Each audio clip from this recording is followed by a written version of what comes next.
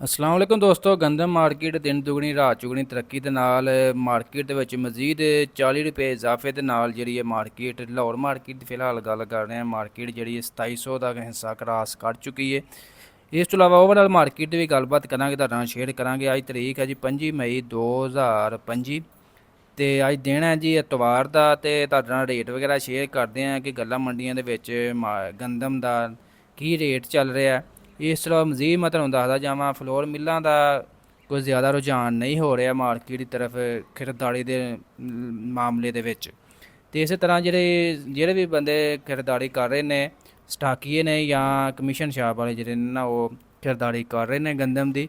ਬਹਰਹਾਲ ਫਿਲਹਾਲ ਅਜੇ floor mill ਵਾਲੇ ਏਡੀ ਦਿਲਚਸਪੀ ਨਹੀਂ ਲੈ ਰਹੇ ਗੰਦਮ ਖਰੀਦਦਾਰੀ ਦੇ ਵਿੱਚ। ਥੋੜ੍ਹਾ ਬਹੁਤਾ ਜਿਹੜਾ ਸਟਾਕ ਵਗੈਰਾ ਜਿਹੜੇ ਮਾਰਕੀਟੋਂ ਚੁੱਕ ਰਹੇ ਨੇ, ਤੇ ਜਿਹਦੀ ਵਜ੍ਹਾ ਤੋਂ ਮਾਰਕੀਟ ਫਿਲਹਾਲ ਫਿਰ ਵੀ ਜਿਹੜਾ ਨਾ ਤੇਜ਼ੀ ਇਹਨੂੰ ਕਹਾਂਗੇ।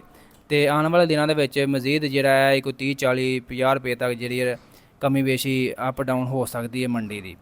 ਤੇ ਕਾਫੀ ਦੋਸਤ ਇਹ ਵੀ ਵਾਅਦਾ ਕਰ ਰਹੇ ਨੇ ਕਿ 3500 4000 ਕਦੋਂ ਤੱਕ ਰੇਟ ਹੋਏਗਾ।